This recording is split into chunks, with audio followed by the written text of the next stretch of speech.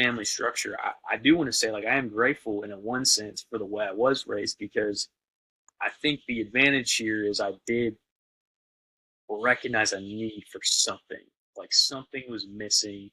So just to be somewhat grateful for it, as much as it does suck. Like, I'm not sitting here saying, yeah, go through that. You should want to do that. No, like, um, it's we're supposed to have a good family structure that points us to God. That is plan A. That is how it was designed, how it should go. So if that's your testimony, and praise God, there's nothing boring about your testimony if that's how you were raised. And then to say, like, you're not too far gone if you were raised the way we were raised, and like kind of detached a little bit. Yeah. So anyway, that's all I'm gonna say about that. Yeah, I'm sure I'll have more later. Yeah. But Kind of like what you touched on there. If you were born in that family where, everybody, you went to church every Sunday, you've been a Christian since you were 5, and you've had these examples of God's love through your parents and through other people that you're around. All these humans are showing you these great examples. That's such a huge testimony. And I think people in that boat struggle with, like, my testimony's not very, like, there's nothing to it. Like, you know, they're kind of like I think on the other side of the coin that you and I are on. So it's really fun. There's 3 sides to this coin. There's the people like us that are just struggling with things, right? We're on this path, on this journey to get closer to God, but there's all these barriers that are our barriers, right? We're not going to put them on other people. Other people might have influenced them as we're kids, but there are barriers that we have to work through.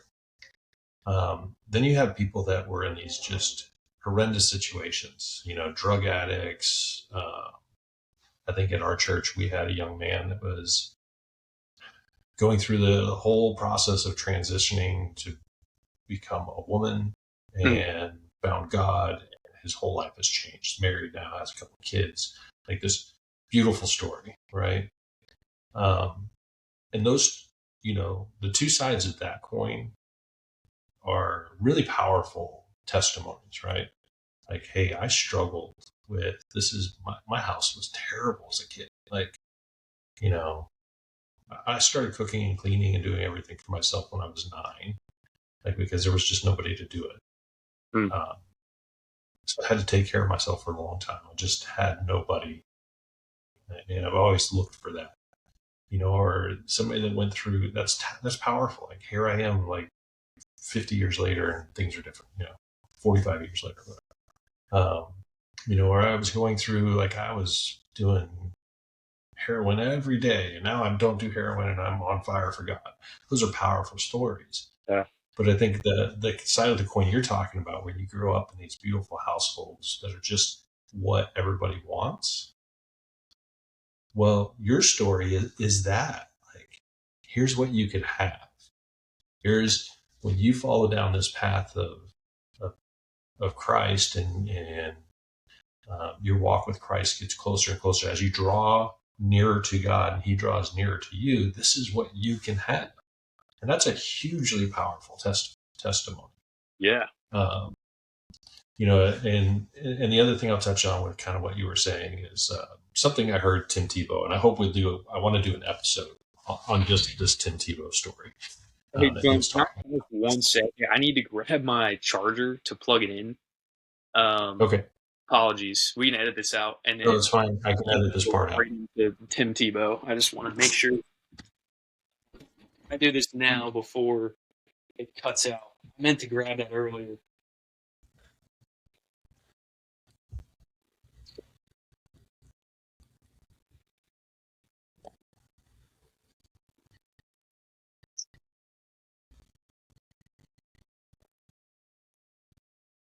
This right here.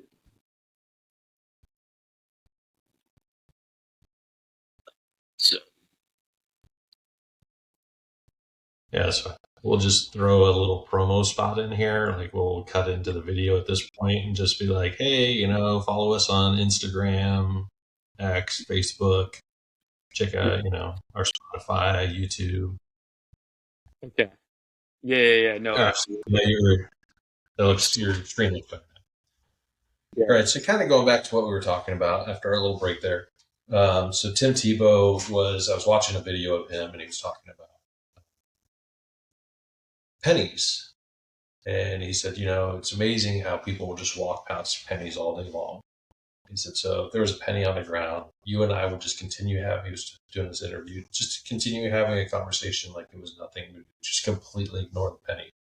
But if I came to you and said, hey, man, I dropped a penny, can you help me find it? You'd be like, no, it's a penny. Who cares? But if I came to you and said, hey, I dropped a $10,000 ring, can you help me find it? Everybody in this place would stop what they're doing and go looking for this $10,000 ring. Hmm. Uh, and he says, as Christians, we do that a lot.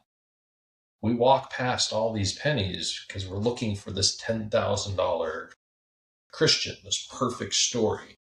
Hmm. Um, Yeah. and that's kind of how I feel sometimes. Like when I'm at church, I feel like I'm a penny, Hmm. and everybody just is walking past me. Hmm. Um, and sometimes, then I start equating that to God's doing the same thing. If God's people is doing that, then God's doing that, Hmm. and Yeah. that's something that you know. I don't know how to get past all the time. Like I don't, not all the time. I don't know how to get past pretty much any time, right? It goes back to that, like people whispering about you, and they really aren't. And if they are, it doesn't really matter.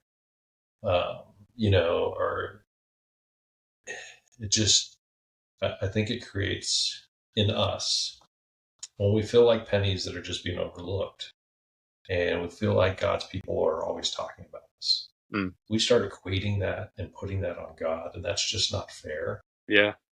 And that's what you know that's why I'm here Hmm. is one, I'm hoping through this whole thing with you and I, because I think you and I share a similar story in that Yeah. um, that you and I can figure it out, and our lives can be closer to God. We can be drawn near to God, and He can draw near to us, and we can find all the joy that it talks about in Psalms 23.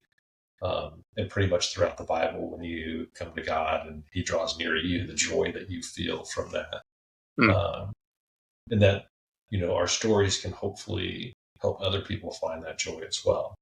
Um, and that, there's somebody watches this, and I think we've talked about it. It would be amazing if 10 episodes, 20 episodes, 100 episodes of this podcast from now, we have this big following and people are watching our videos and commenting. We start doing live shows. That would be amazing, right? But if one person watches this and that's all that ever watches this, and they walk away going, hey, you know what? I get that. I feel that and I understand that. And those guys talking about it, being vulnerable about their lives and the things that they struggle with, uh, can help me, then um, I think that's where we're supposed to be. That makes sense, and I think that will help us both draw closer to God. Right? That'll help us with our. So that's what I'm hoping to get out of this. We've talked um, a lot about different things today. I think it's been a great episode so far, um, and we could probably just keep going on. I know that we could keep going Oh, on. for sure. Uh, you know, just closing kind of my thoughts is, um, you know,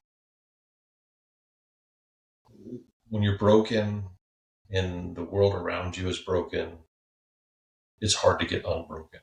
Um, so at some point in time, for myself, for you, I think we've done it with each other.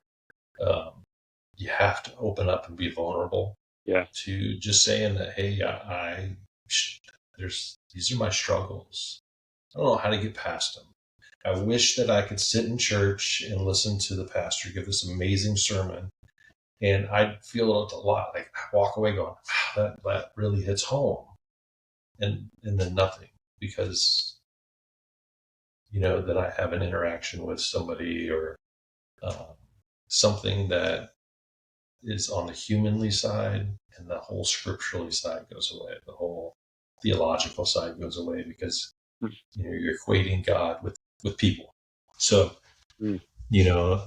Hopefully through this we can learn how to stop equating God with people. We can learn how to stop struggling to be accepted by everybody.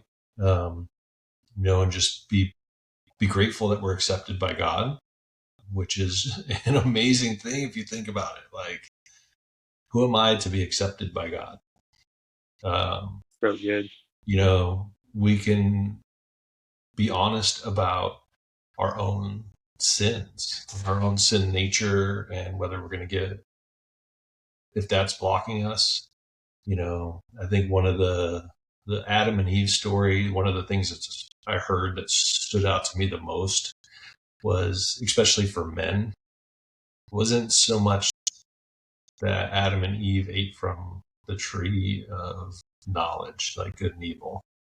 It was that Adam stood by and did nothing. Yeah. It wasn't like Eve was off by herself being tempted. He was standing there watching it and did nothing. Passivity. Yeah. Yeah, you had said that, That's good. Are we just standing here doing nothing? Huh. And I struggle with that. So, and then applies to James, right? Like, and to not do that one thing, it is sin to him, right? It is sin to that person. I love that. Yeah. So, man, it's been a great conversation. I'm so glad we did this. I really look forward to the next one.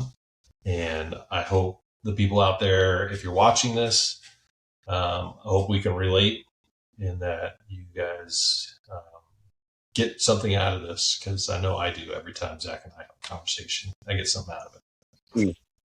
Anything you want to say to close, Zach? No, I echo everything you just said, man. Like, I'm just really grateful for this conversation and just all the conversations we've had, man, about the Bible and just leadership, all the things. And so today was great first episode. And I'm excited to see where the Lord takes it, and I hope that if you're listening, man, like, this could be and very relatable to you, and that it helps break down at least one little barrier, one little piece of the wall in your walk with the Lord and with other people. So, man, Glenn, thank you, and thanks for having me. Yeah, my pleasure, man. And I'm not having you. We're in this together. So that's the goal, is for this to be us in this together and walk down this path that I think God has called us on, and see where it goes. So I'm excited for the future. All right, guys. Well, we're going to sign off. It's been great.